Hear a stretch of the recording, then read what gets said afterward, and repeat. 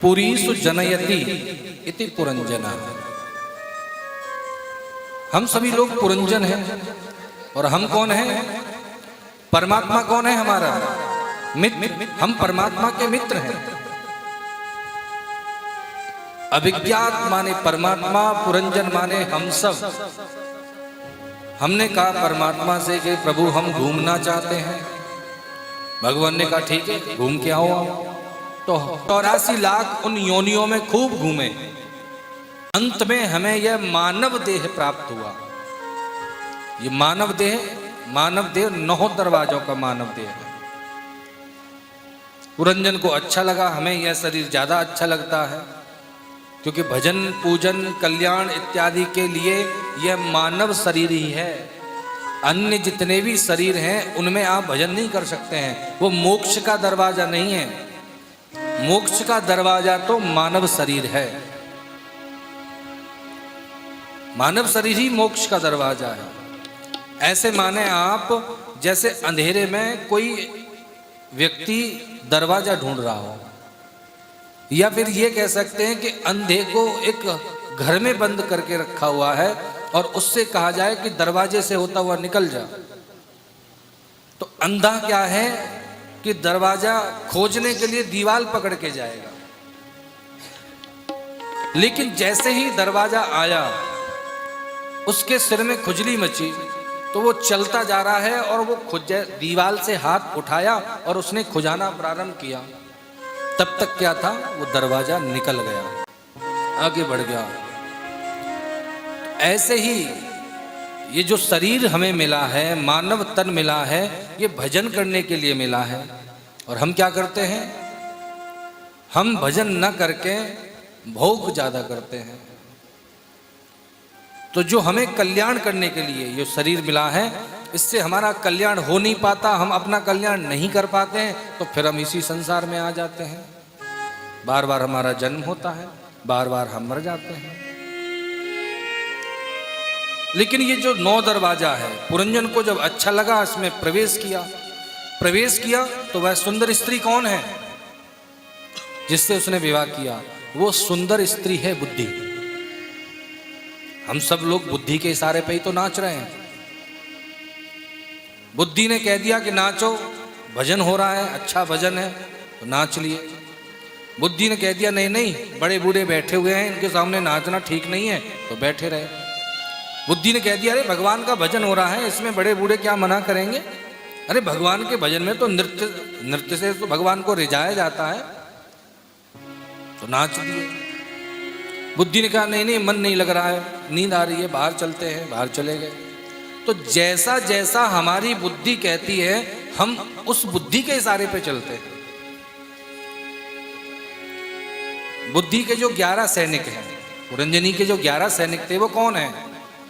5 कर्मेंद्रिय, 5 ज्ञानेंद्रिय और 11वां है मन।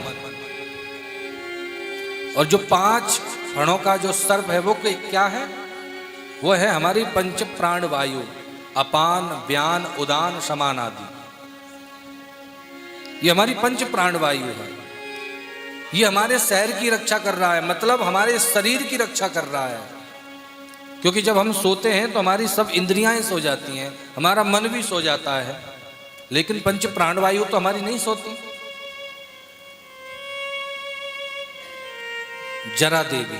जरा देवी माने बुढ़ापा। कोई है जो बुढ़ापा से विवाह करना चाहे?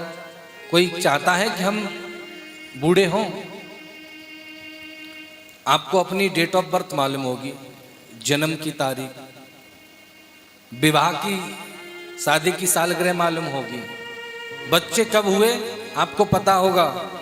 लेकिन कभी किसी बुढ़े से कहा जाए कि बाबा आप बुढ़े कब हुए, तो पता है? कोई डेट पता है कि बुढ़े कब हुए आप? वस्तुतः जरा देवी से कोई विवाह नहीं करना चाहता।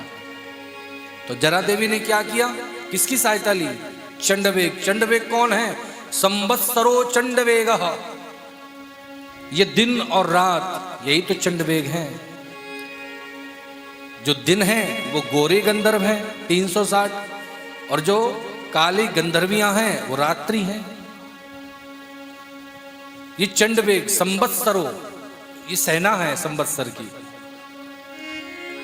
जरा देवी ने चंडवेग के साथ पुरंजनपुर पर आक्रमण किया। जब विवाह नहीं करते हम बुढ़ापा न आए इसलिए खूब लड़ते हैं। पहले तो आंखों से दिखाई देना बंद हो गया तो चश्मा लगा लिया, कानों से सुनाई देना बंद हो गया तो कान में लीड लगा ली वो, जिससे सुनाई देता है। शरीर में शक्ति कम हो गई तो खूब च्यवनप्राश खाते हैं, काजू बादाम खूब दबा के दूध पिएंगे। कहने का तात्पर्य कि हम खूब लड़ते हैं बुढ़ापे से। लेकिन जरा देवी और चंडवेग हमें नहीं छोड़ते, क्योंकि हमारे सैनिक बहुत कम हैं। धीरे धीरे सब सैनिक मारे गए। मतलब आंखों से दिखाई देना बंद, कानों से सुनाई देना, आंखों से दिखाई देना बंद, कानों से सुनाई देना बंद, मुंह के सब दांत टूट गए। महाराज आजकल तो दांत टूट जाएं तब भी नकली दांत लगा लेते हैं चने खाने के लिए। बोलो राधे राधे। दांत टूट गए, दांत दूसरे लगवा लिए, लेकिन फिर भी भगवान का भजन नहीं करेंगे। सभी सैनिक धीरे धीरे मारे गए। अंत में जरा देवी ने पकड़ लिया, जकड़ लिया, पड़े हैं खाट पर। फिर वो जो पुरंजन अविज्ञात रूपी मित्र आता है ब्राह्मण का भेष धारण करके। मतलब कोई ब्राह्मण, कोई सदगुरु आपके जो जीवन में है, फिर वो आपके कल्याण का मार्ग ढूंढता है। वो हमें उस मार्ग से, जिस मार्ग पे हम जा रहे हैं, सती होने, सत्ता होने, मतलब अपनी बुद्धि से जो हमने पाप कर्म इत्यादि जो करे हैं इस शरीर से, तो उस शरीर से छुटकारा देने के लिए परमात्मा हमें लेने आ जाते हैं। जब वो हमें अपने घर की याद दिलाते हैं कि माया के ओ पुजारी तुझे होश या खबर है, इस घर से भी बढ़कर कोई दूसरा भी घर है। भगवान हमें बार बार चेताते हैं, सचेत करते हैं, लेकिन हम सचेत नहीं हो पाते। भगवान कहते हैं देख अब भी समय है, मान जा, भजन कर ले। नहीं